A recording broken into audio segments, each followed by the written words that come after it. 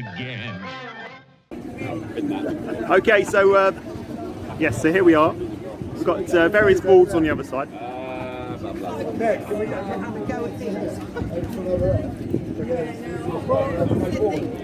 Nick's got a board here which says United Nations 2030. Which one do you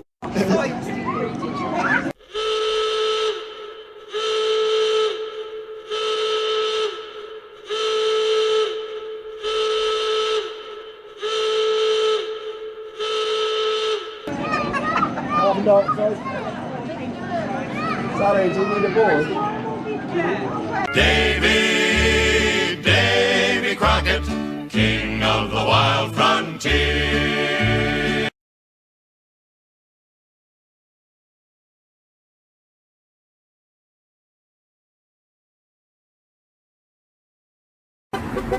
Yeah!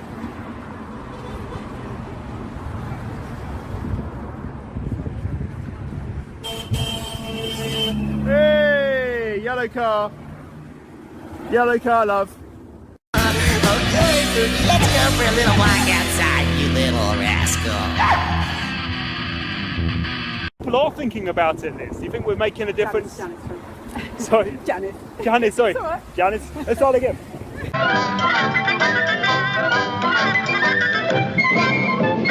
Oh, Magoo, you done it again.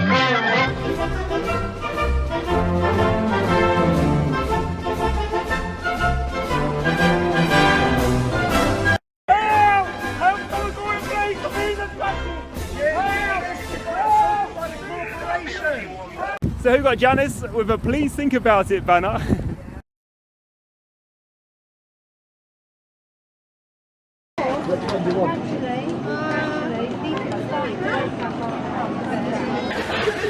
You little plonker.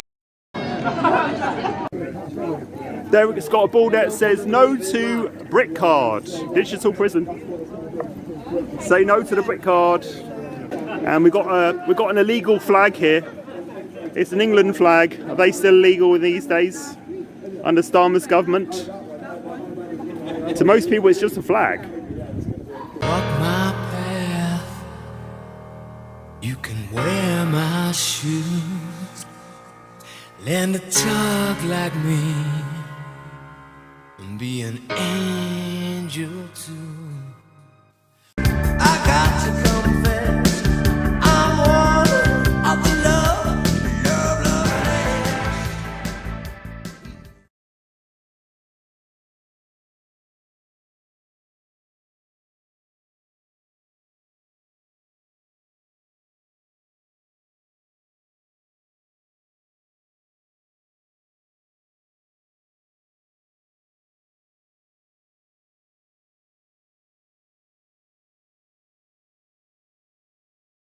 There are objections in 2006 when we banned smoking from public places, and there are objections now.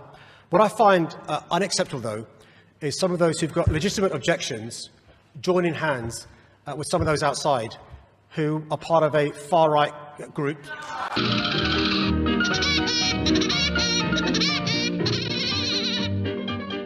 Who are... Some of those outside, some of those, let's be frank, let's call a spade a spade.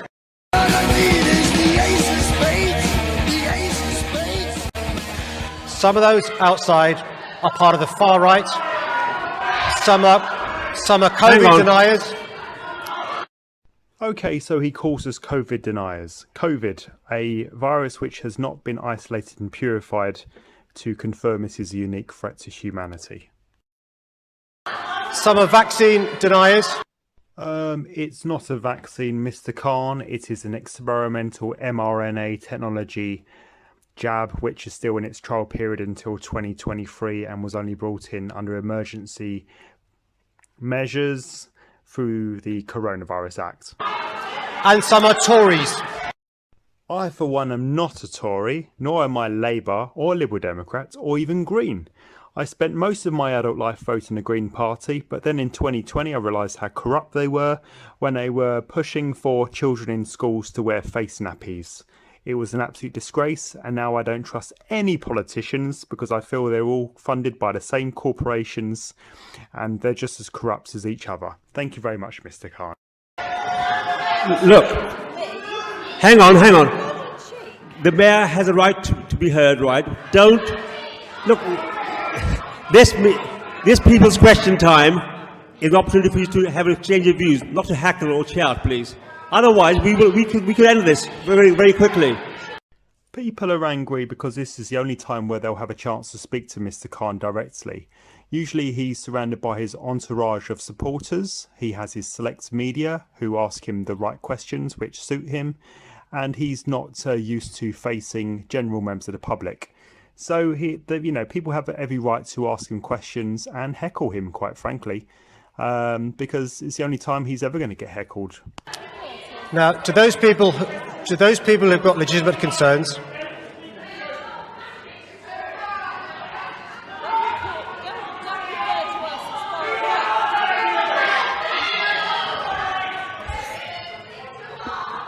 fact, by the way, anyway, fact. Some of you have got good reasons to oppose ULEZ, but you're in coalition with COVID deniers. You're in coalition. You may not like it. You may not like it. You may not like it. You may not like it. You're in coalition with the far right. I find this particularly insulting. I mean, I've been promoting love and freedom on the streets of London for the past 3 years. I've been carrying a placard with love and freedom written on it with a big love heart. Now, how I can be called far right is anybody's guess. Love and freedom is not far right. It's unifying. It's bringing people together from all walks of life to support each other, to look out for each other, to come together as a human race. We are human beings. We are sovereign people. I am a sovereign human being. I am a sovereign man on this earth. I am not far right. I'm not far left. I'm not north, south, up, down, east, west.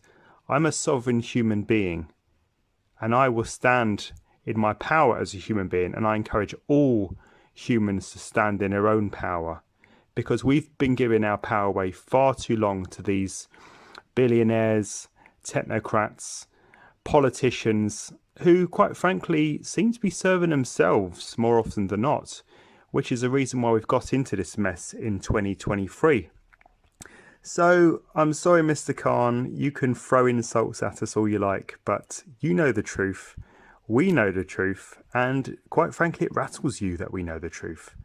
And we will peacefully challenge what you're doing and your ilk day after day for as long as we need to, until true justice and freedom is shared by all on this earth, whoever they are.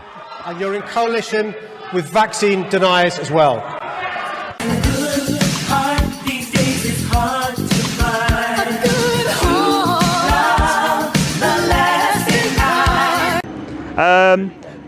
There's Viv over there, by the way. Viv, net zero. Thank you, Viv. Net zero makes you poor. It does indeed. Yes, it does indeed. Yes, indeed. Go that way. See you in a bit. Okay, so here we've got Dave with his with a carbon dioxide, the gas of life. So why net zero? Yes, carbon dioxide, gas of life. What's that, Dave?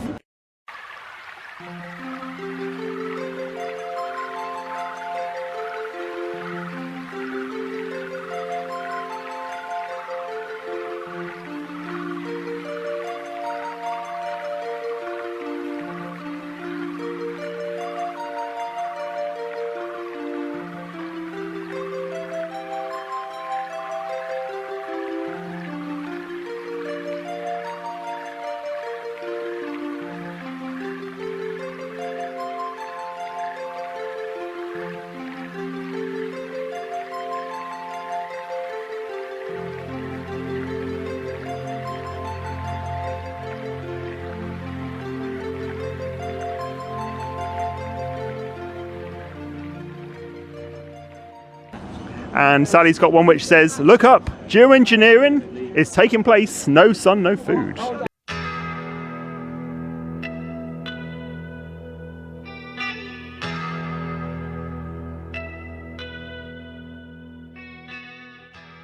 one of the things that is affected by climate change is agriculture.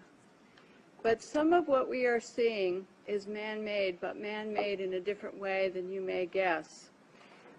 Weather modification programs, experimental ones done by private companies, done by the United States government, done by states across the United States, are underway. There's more than 50 of them in operation across the United States.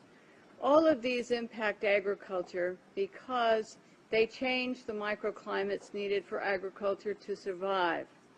None of these programs that I know of today, and this is all public record, are available at any time with oversight, agricultural oversight or public oversight. These programs impact agriculture, and there are programs around the world. International corporations are modifying our weather all the time, and they're modifying it in ways that cover thousands and thousands of square miles. Most of it is chemically altered, so that what happens is that we are putting chemicals, ground-based chemicals that are shot into the air, or chemicals coming from airplanes that change and modify our weather. So one of the things that I'm concerned about and that we need to address in the future is how these programs are impacting microclimates needed for our crops to survive and needed for pollination. If we change the growing season, the pollinators may not survive, and also our crops, our flowers, and our tree crops may not get the pollination needed. So one of my areas is looking at this situation to see if we can begin to put under control experimental and other types of weather modification programs.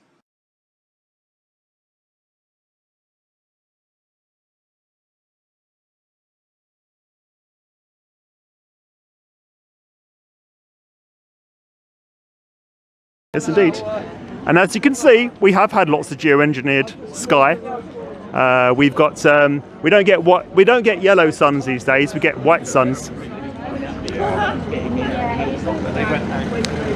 And over here we've got Barbara. Barbara's got Justice for the Vaccine Injured.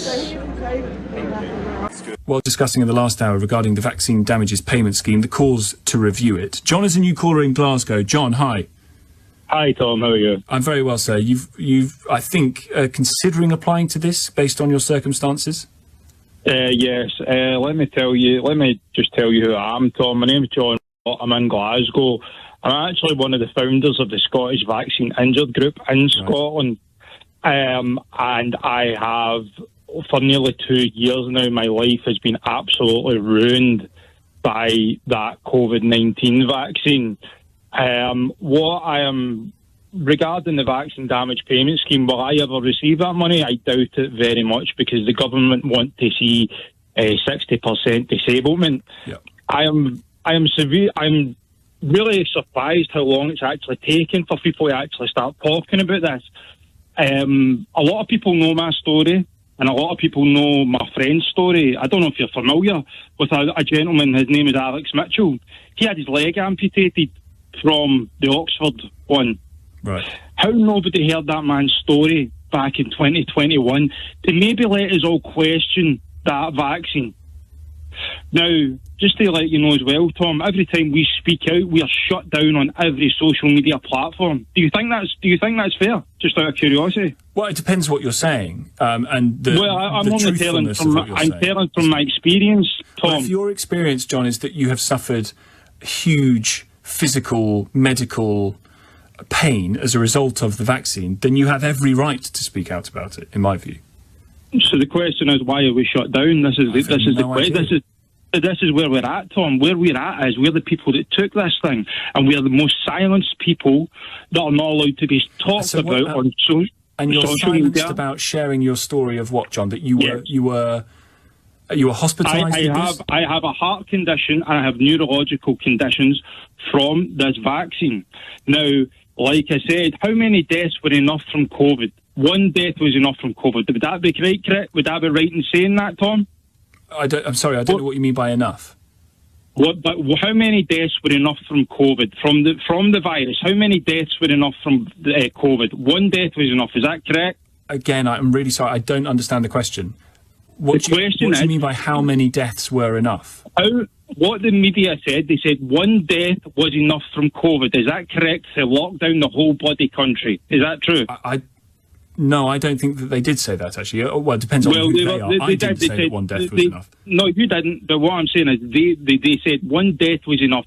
One death was enough from that vaccine. Lisa Shaw lost her life to that vaccine. Charlotte Wright's husband lost her life to that vaccine. I'm telling you right now, Tom, there are more people out there that are suffering from that vaccine. And the only reason people cannot put two and two together is because the doctors will not put pen to paper with it. Well, John, that's a really interesting point. And actually, a lot of the calls that we took in the last hour on this came to that view, that it was very hard to get a doctor to sign off on it. That might be because the doctor's opinion is it wasn't the vaccine, sure. But it also might be very difficult to make the judgment that it's a direct cause. Either way, a lot of people who have been physically harmed in and around having taken the vaccine are going to struggle to get any compensation. And even if they do, the amount of compensation that people are getting is way, way below sufficient, in my view. Thank you very much indeed for the call. And there's Simon there from Poole. And here's Steve here next to the Union Jack flag. Very dangerous. Don't get associated with the Union Jack, Steve.